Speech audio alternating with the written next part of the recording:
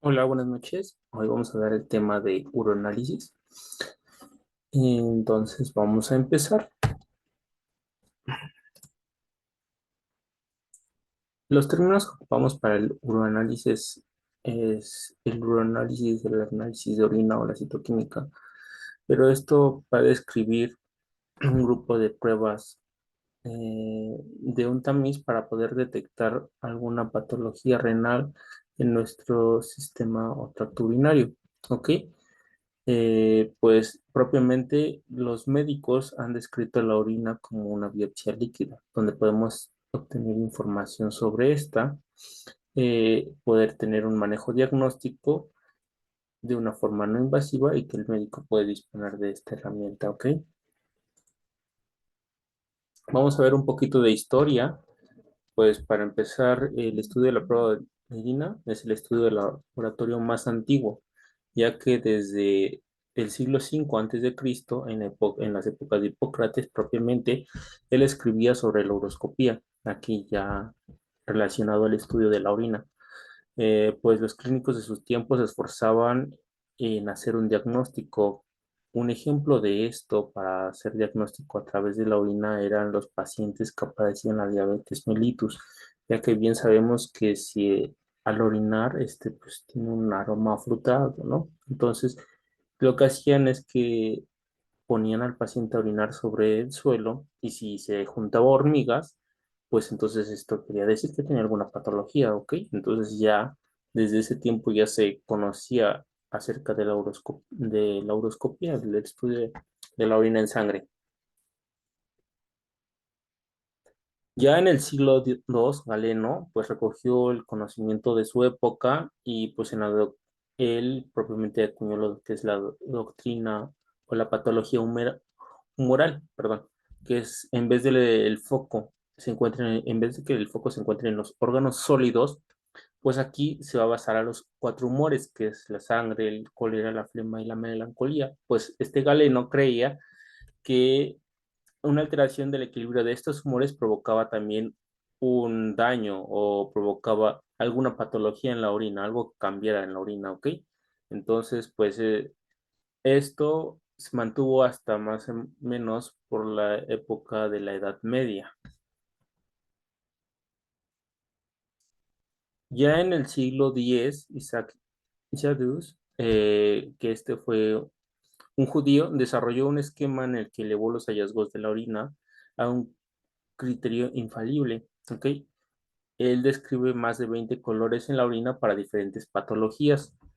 Y ya en los años 1850, pues Jules es el padre de las tiras reactivas. Él lo que utilizó fue lana de oveja que, pues que le añadió protocloruro de estaño, lo cual más una gota de orina, y esta al calentarla con una vela, pues la va a teñir de negra, ¿no? Entonces, él propiamente es el padre de las tiras reactivas. Y ya por 1964 se empiezan a comercializar las famosas tiras reactivas como las conocemos hoy en día.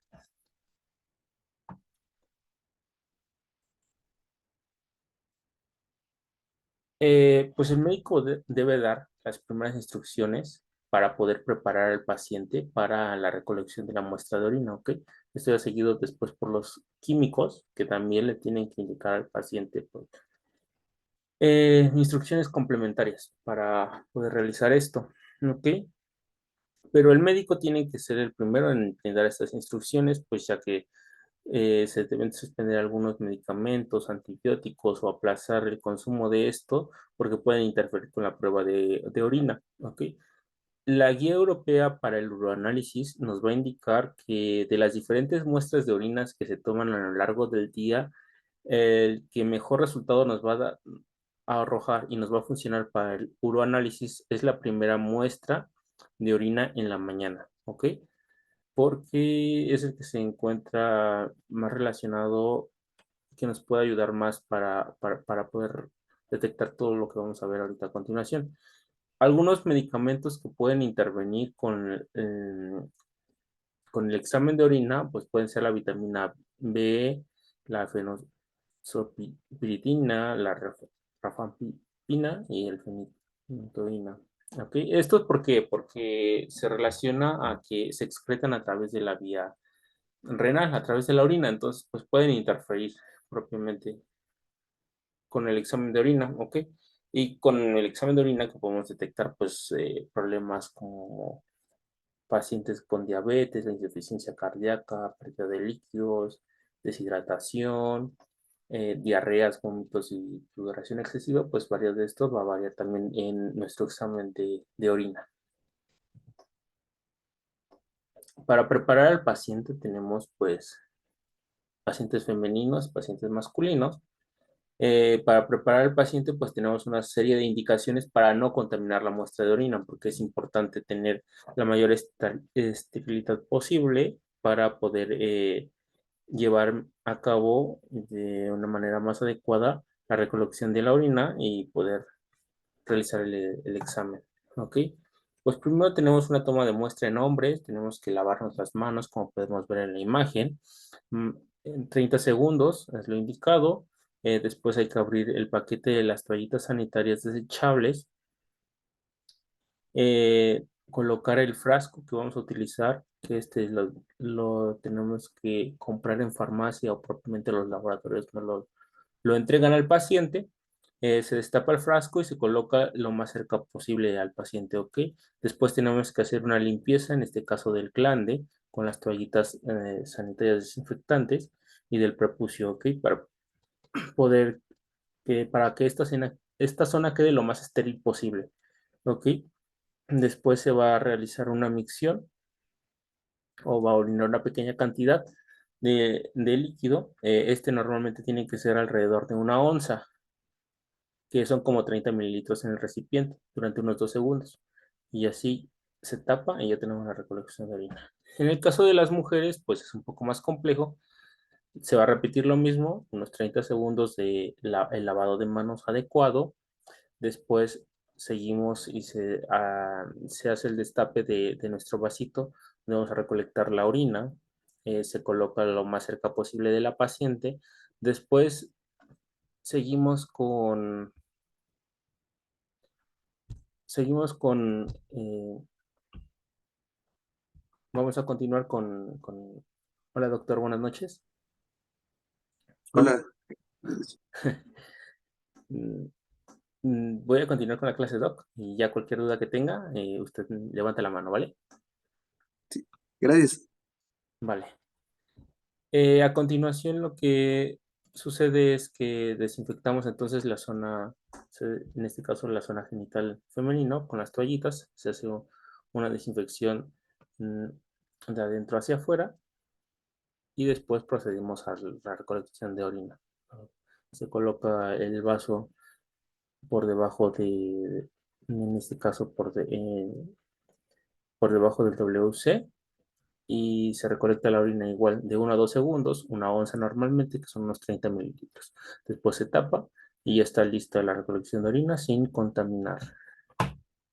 Entonces continuamos. Eh, pues cuando no es posible realizar el estudio dentro de las primeras 2 horas, porque es importante realizar el estudio dentro de las primeras 2 horas o 4 horas, según la guía que nos indica, porque empiezan a ocurrir cambios fisiológicos en la orina, entonces pues no nos va a funcionar. Entonces, pues se tiene que conservar en recipientes cerrados y en la nevera. Y está a 4 centígrados y lo podemos conservar aquí hasta por 24 horas. Eh, y pues tenemos ya aspectos, para el examen de orina vamos a tener dos grandes bloques, los aspectos físico-químicos de la orina y los aspectos citoquímicos o los elementos de la orina, ¿ok? Que ahorita vamos a ver uno por uno. Vamos a empezar con los aspectos físico-químicos de la orina y aquí vamos a empezar con el volumen. Un volumen normalmente en un adulto va a oscilar entre 700 a 2000 mililitros al día. Cuando el volumen es arriba de los 2500 mililitros al día, pues lo vamos a denominar como una poliuria.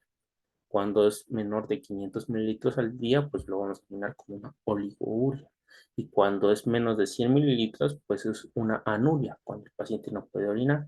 También podemos realizar este conteo de una manera más sencilla en pacientes que tengamos encamados a través de las sondas. Por ejemplo, aquí, con los cambios de sondas, pues es más fácil realizar este conteo de orina, del volumen urinario.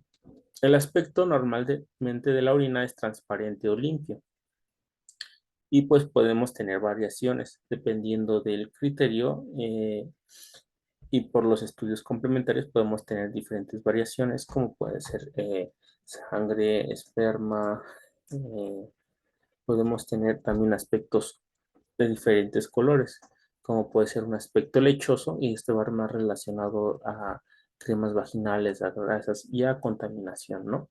Propiamente de la muestra de orina. Si tenemos un aspecto turbio, pues puede estar relacionado también a alimentos ingeridos, en este caso, alimentos ricos en purinas, o también puede estar relacionado al ácido úrico, a algunas bacterias, a cálculos también. Si tenemos, por ejemplo, un color café, pues pueden ser relacionados a pigmentos biliares, ¿ok? O patologías ya hepáticas. O también, pues, por un consumo de leguminosas, consumo alto de leguminosas, y así con cada color. Estas tablas yo se las voy a mandar a través del Drive. Entonces sí que no se preocupen si no las pueden ver. Aquí está la clase y también las van a tener en el Drive. Entonces continuamos. También un color rojo, pues propiamente puede ser por consumir alimentos ricos en carotenos o ricos en este pigmento como la zarzamora también. Las porfirinas también, pues pueden provocar este color rojo. Pues la formación de espuma también es normal en la orina. Si esto es de una pequeña cantidad normal. Y cuando este es abundante, pues aquí ya podemos sospechar, ¿no? La presencia de si existen sales biliares o propiamente existen proteinuria. ¿Ok? Pues la bilirrubina también en la espuma, pues va a tornar el color en la espuma de un verde o un color amarilloso a verde. Esto por el pigmento de la bilirrubina. Un aspecto turbio, pues propiamente puede ser por una piuria o una bacteria, que pues recordemos en sus clases que pues esto es por un recuento leucocitario, arriba de 10 leucocitos por campo, ¿no? También una lipiduria, pues vamos a tener la presencia puede ser la presencia de un síndrome nefrótico en caso o también puede ser la presencia de proteínas de forma masiva. Aquí la neumaturia, pues va a ser la presencia de gas en la orina, ¿ok? Vamos a tener un burbujeo en la orina. ¿Esto porque es? Pues esto es por una fístula que va a existir entre el tracto urinario y el intestino. Entonces también puede tener presencia de heces. Podemos tener presencia de heces en la orina, una orina contaminada. También un cambio de coloración. Así que van a variar bastante las cosas y solo estamos en los aspectos físico-químicos. Revisando, antiguamente también se analizaba lo que era el sabor de la orina, pero eso ya se dejó de hacer. Ahora, con el aspecto del olor de la orina. El olor en la orina, pues, se describe como si fuera eh, un, se describe como urinoide, ¿ok? Como un aspecto de ureasa. Este olor, pues, es característico en la orina. Puede ser fuerte, y esto porque existe una mayor concentración en la orina, pero esto no va a implicar que tengamos alguna infección en la orina. También podemos tener otras variaciones en la orina, en este caso, en su olor, como puede ser el alcohol, pues aquí nos va a indicar propiamente una intoxicación, ¿no? Por etanol. También podemos tener un olor húmedo, que nos va a indicar una fenilcetonuria. Un hedor, un olor fétido, pues nos va a indicar un- una presencia de encefalopatía hepática, ¿no? Que lo podemos tener en la orina, el olor fétido y en el aliento. Podemos también tener un olor rancio, que nos puede indicar una tiroxinemia. Un olor sulfúrico, pues es composición de cisteína, ¿no? Entonces, hasta ahorita, ¿tienen alguna duda? No, gracias. Vale, entonces continuamos. Ya en los aspectos citoquímicos, pues vamos a evaluar varios aspectos, ¿no? Algunos de estos son el pH, las proteínas, las glucosas, los cuerpos cetónicos, la bilirrubina, los nitratos, nitritos, leucocitos, eritrocitos, entre otros aspectos. En el laboratorio clínico, pues aquí se tiene que medir eh, lo que se tiene que utilizar también, el grado, la sensibilidad y especificidad para el análisis, porque es importante. Lo que utilizamos de primera mano pues son estas tiras, ¿no? ¿Ya conocen estas tiras que se utilizan para el examen de orina?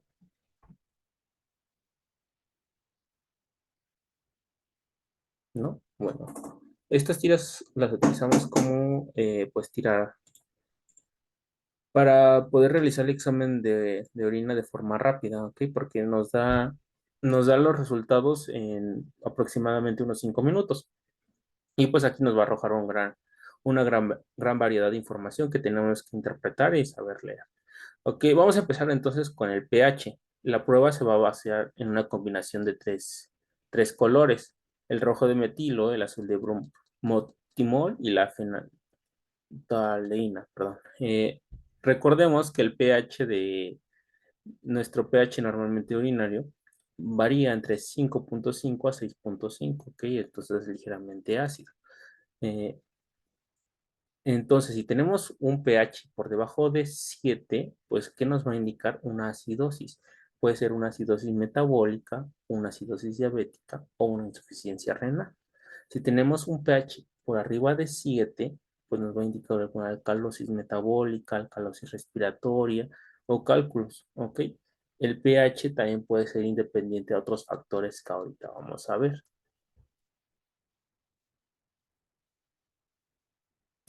Tenemos también lo que es la gravedad específica, que esta prueba es diferente a la osmolaridad, porque aquí en la gravedad específica, pues vamos a medir las concentraciones iónicas de orina. Aquí lo que va a pasar es que vamos a depender del peso y el número de partículas en la orina, ¿ok? Pues esto se realiza por la formación de complejos, la detección de protones liberados en la orina. Es lo que vamos a medir. Nuestros valores de referencia es de 1.016 a 1.022, ¿ok? Si tenemos valores por debajo de 1.010, ¿cómo lo vamos a denominar? Una hiposteniuria. ¿Y esto qué nos va a hablar? Nos va a hablar sobre una hidratación, ¿ok? Y es lógico, porque si estamos hidratados, pues vamos a liberar menos moléculas, ¿no? Menos partículas en la orina. Entonces, pues este valor va a estar disminuido. Si tenemos valores superiores, pues lógicamente diríamos que sería una hipertenuria, pero no lo denominamos así. O sea, nosotros no lo llamamos así. Entonces, si tenemos valores por arriba de 1.022, pues, ¿qué nos va a sugerir? Una deshidratación. Y esto también es lógico, ¿no? Porque si tenemos una deshidratación menos agua en el organismo, pues vamos a tener un mayor peso de partículas y un mayor número de partículas en la orina, ¿no? Creo que es por simple lógica que podemos deducir esto, ¿no? Entonces, pues esto nos va a ofrecer a nosotros como médicos un estado de hidratación del paciente y la capacidad de la concentración de riñones, o sea, también los riñones cómo se encuentran funcionando en este caso. Y como podemos ver aquí, aquí podemos ver la gravedad específica, en este caso que se puede medir en esta tira.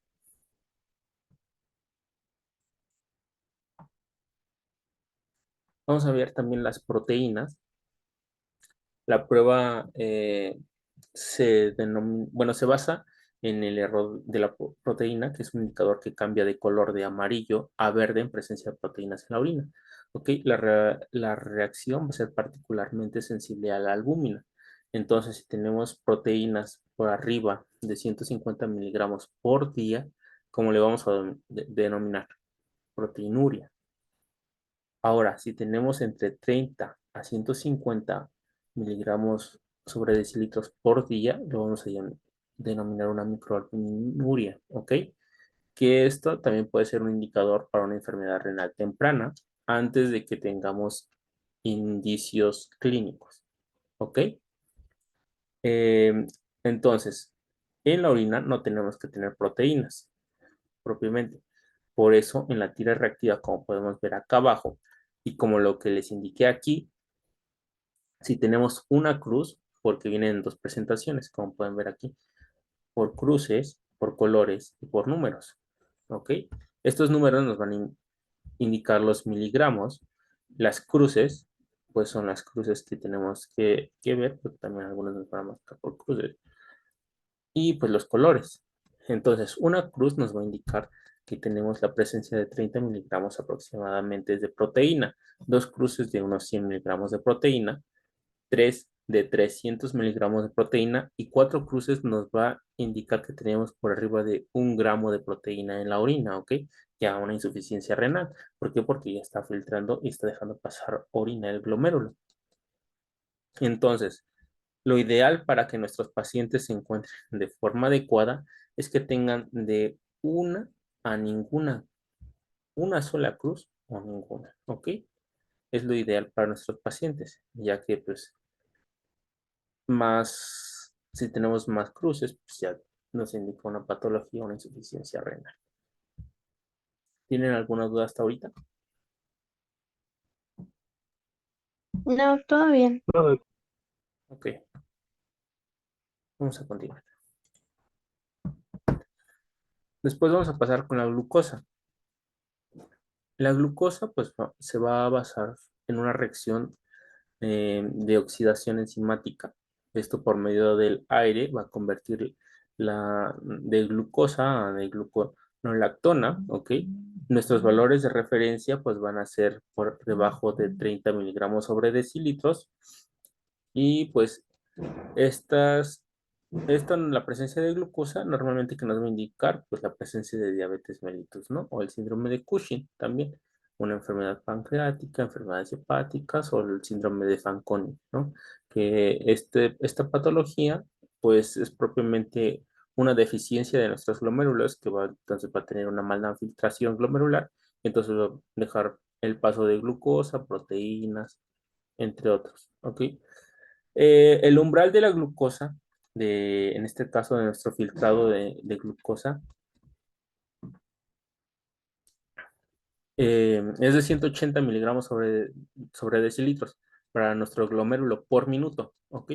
Entonces, si este empieza a fallar, pues como pueden ver aquí en nuestra tablita, pues entonces va a empezar a dejar pasar glucosa y entonces esto va a ser mucho, va a aumentar. Entonces, eh, la glucosa que tenemos en orina y entonces pues esto ya nos va a nos propicia patología, infecciones porque pues las vías urinarias se encuentran, se encuentran pues con mayor cantidad de glucosa, ¿ok? ¿Hasta ahorita tienen alguna duda?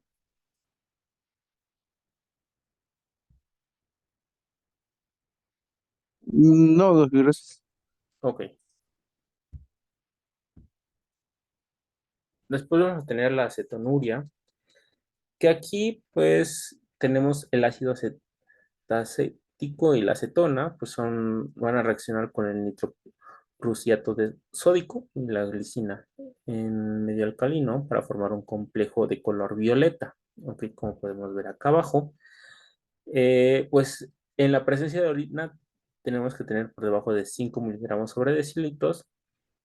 Va a aparecer cuando se produce un aumento de la degradación de grasas.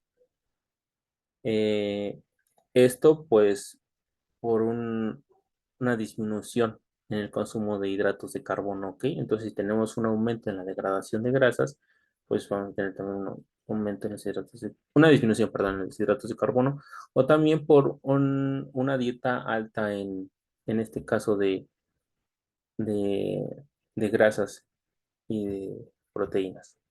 Pues se va a encontrar muy asociada normalmente a la diabetes compensada, ¿ok? Y esto es lógico, como ustedes saben, la diabetes va a seguir una serie de pasos bioquímicos donde pues lo que vamos a liberar son cuerpos cetónicos, ya que por la falta de receptores de insulina no va a permitir el paso de glucosa a las células. Entonces, pues vamos a cambiar de vía metabólica con una degradación de grasas para poder obtener energía. Después tenemos el urobilinógeno, que aquí lo que se ocupa es una sal diazónico estable, el que tenemos aquí, donde se va a presentar con una tira reactiva. Pues aquí va a reaccionar de forma inmediata, dando lugar a un color rojo, como podemos ver. La presencia de este urobilinógeno tiene que ser por debajo de 1 miligramo sobre decilitro en la orina, ¿ok? Pues la orina puede tener pequeñas cantidades ya como producido por producto final de la bilirrubina conjugada, ¿ok? Porque se reutiliza y entonces pues se excreta a través de la vía urinaria, pero tiene que tener unas pequeñas cantidades y esto de forma fisiológica. Si lo encontramos aumentado en la orina de pacientes, pues, ¿qué nos va a indicar? Pues una patología hepática o propiamente anemias hemolíticas. También nos va a indicar un daño de forma temprana del parénquima hepático, ¿ok? Antes de que este presente características clínicas. En la bilirrubina, pues la prueba de la bilirrubina, pues aquí vamos a tener una sal también de diaz- diazónico estable más un un medio de ácido en el papel reactivo donde este va a actuar y pues nos va a indicar una coloración rosa que va a ser positivo la presencia de bilirrubina. Los valores de referencia tienen que ser en sangre, perdón, en orina por debajo de los 0,2 miligramos sobre decilitro. La bilirrubina conjugada es la que se va a poder excretar por sangre. ¿Por qué? Porque se va a permitir por el paso de los glomérulos, esta va a poder pasar. En cambio, la bilirrubina no conjugada, pues va a ser una bilirrubina insoluble en agua. No se le va a permitir el paso a través del glomérulo, entonces por ende no lo vamos a tener en la orina. ¿Ok? Em, Ahora vamos a continuar con los nitratos. La reacción del nitrato, pues aquí es curiosa. Porque pues la presencia de nitratos nos va a indicar la presencia de bacterias formadoras en este caso de estos, del mismo en la orina, ¿no?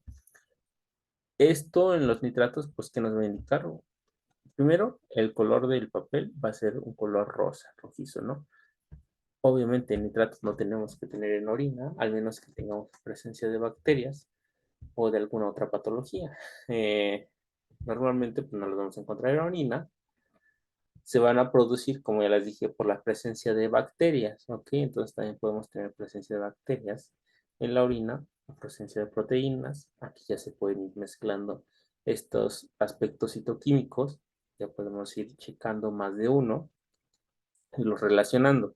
Y cuando ya tenemos presencia de nitratos y estos indican también que tenemos, bueno, cuando tenemos presencia de indicador, de nitratos, perdón, el paso siguiente es un urocultivo, perdón, urocultivo, que es lo que continúa y nos indican las guías de práctica clínica para poder descartar cualquier tipo mm, para poder descartar bacterias, ¿ok? Para poder aislar bacterias también y dar el mejor tratamiento a nuestro paciente.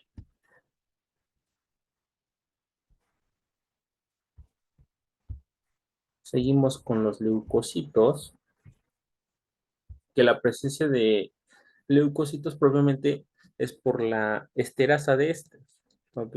Que es lo que va a reaccionar con el papel o con la sal del diazonio, y esto va a formar una tinción violeta. Los valores de los leucocitos, pues no tenemos que tener normalmente leucocitos, al menos que tengamos alguna infección, ¿no? Entonces tiene que ser por debajo de 10 mililitros sobre decilitros. Los leucocitos normalmente que se excretan son granulocitos. Estos son polimorfonucleares. Entonces, como cuáles pueden ser como los neutrófilos o eosinófilos o basófilos, que estos son pues, granulocitos, ¿no? Entonces, como ya les indicaba, los leucocitos lo que va a reaccionar propiamente es la esterasa de estos leucocitos. Eh, pues si tenemos leucocitos, tenemos también un cambio de coloración en la orina, que puede ser piuria, podemos tener una piuria contaminada, en este caso por estas dos bacterias que son las más comunes que encontramos en la orina, o podemos tener una piuria que es estéril también. Entonces tenemos dos tipos de piuria. Entonces la clamidia y la Europlasma euralyticum son las que más presencia tenemos, en este caso cuando tenemos alguna infección. ¿Ok? Y pues entonces aquí ya vamos relacionando nitritos, leucocitos, también puede haber cambio de pH, se va relacionando. Después pasamos a la sangre. La prueba de la sangre, pues aquí podemos detectar eritrocitos, hemoglobina y mioglobina. Esto va a ser por una acción de la peroxidasa de la hemoglobina que cataliza la oxidación, en este caso del indicador del cromático para producir un color azul verdoso.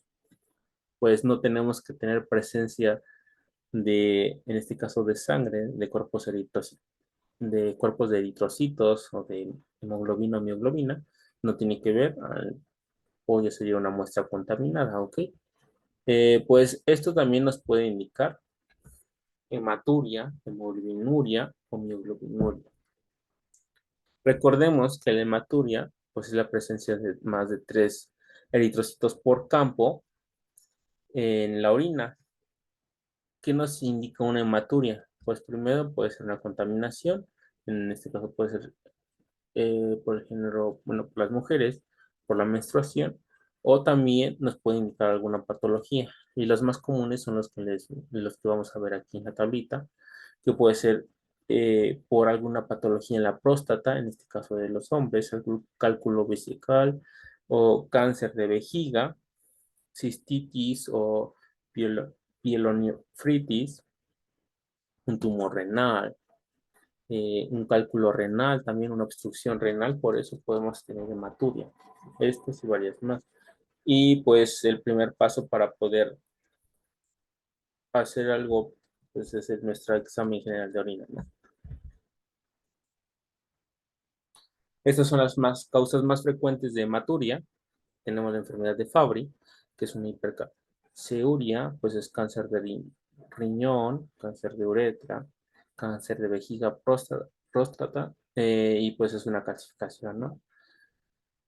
También tenemos diferentes síntomas como la nefritis hereditaria, pues vamos a tener una cistitis y una pielonefritis, ¿no? Enfermedad del conducto cístico. Eh, Enfermedad de la membrana basal, pues podemos tener prostatitis, ¿ok? También la glomerulonefritis primaria, un riñón esponjoso, infecciones también podemos tener. Entonces, varias causas podemos estar pensando para una hematuria. Ahora ya en una hemoglobinuria, pues tenemos anticuerpos asociados, pueden ser drogas, microorganismos como la Bortenella, químicos, traumas también que pueden producir hemoglobinuria, también anemias, están relacionados, intoxicaciones, quemaduras graves por reacciones físicas, químicas, entre otras, ¿no? Entonces, pues estas son las cosas más comunes de la hemoglobinuria. Ya pasando a otro aspecto, la presencia de cristales, pues estos van a ser elementos que se van a formar de forma precipitada por diferentes componentes urinarios, ¿no? Como consecuencia de un aumento en la orina por la alteración de la solubilidad de bueno, los cristales más frecuentes son los uratos, los fosfatos, los oxalatos de calcio, los de ácido úrico y los de trifosfato de amonio y magnesio, ¿ok? Normalmente en la orina recién emitida, pues no se va a encontrar cristales. Entonces, por eso también una indicación es que la primera orina al despertar del paciente es la que más nos va a funcionar a nosotros, en este caso como médicos, para poder interpretarlo y al personal químico. para poder realizar estas pruebas. Eh, pues también la presencia de cristales en la orina va a determinar los valores diagnósticos importantes. eh, y pues los cristales más comunes son los que vamos a ver a continuación. Y cada uno va a indicar alguna patología. Los cristales de cistina eh, pues van a provocar o se presentan alteraciones de cistina en el metabolismo. Los cristales de leucina pues son patologías como enfermedad de la orina con olor jarabe de arce o hepatopatías graves. Los cristales de tiroxina, pues en enfermedades hepatológicas de los hepatocitos. Los cristales de colesterol pues van a relacionados a procesos nefróticos, nefríticos, al metabolismo del colesterol. Los cristales de bilirrubina pues a procesos obstructivos, en este caso como una hiperbilirubinemia. Y los cristales del sulfonamidas pues van a relacionados a las sulfas, ¿no? Que pueden provocar un daño renal a nivel de los túbulos renales.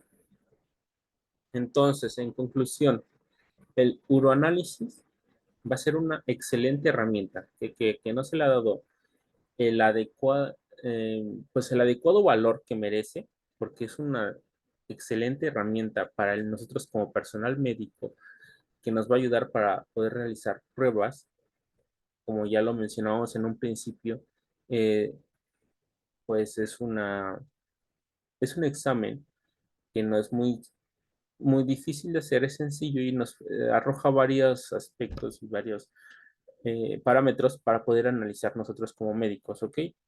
Entonces, nosotros como médicos podemos encontrar un excelente aliado en el uroanálisis o en el examen de orina. Finalmente, pues tenemos eh, un algoritmo, que este es de las guías europeas de urología, que utilizamos para poder diagnosticar o lo que vamos a hacer después de tomar una muestra de orina o hacer un neuroanálisis, ¿no? Ok, pues se evalúa al paciente. Si esto sale positiva, pues podemos tener una presencia de piuria, noctiuria, albuminemia, o proteinuria o una hematuria, ¿ok? Si sale negativa y ustedes creen que no es necesario porque todo salió negativo y salió con valores adecuados, pues sería todo, ¿ok? Y si no, pues cada uno ya nos va a indicar qué es el paso a seguir después de nuestro uroanálisis, de nuestro examen de orina. ¿Hasta el momento tienen alguna duda? No, Doc, todo bien. Ok. Bueno, chicos, pues eso sería todo por el día de hoy. No se olviden que el doctor Owen bueno, en la semana el doctor Owen va a dar otra clase. Yo les voy a subir material, un tríptico para que se puedan ayudar para el uroanálisis, para que quede más claro, de forma más sintetizada la información, porque son varios aspectos. Eh, y también les voy a subir algunos artículos para que ustedes puedan checarlos puedan checarlo en el Drive. ¿Ok? Entonces, si no tienen alguna duda o algo que les pueda ayudar, pues sería todo, chicos. Muchas gracias, doctor.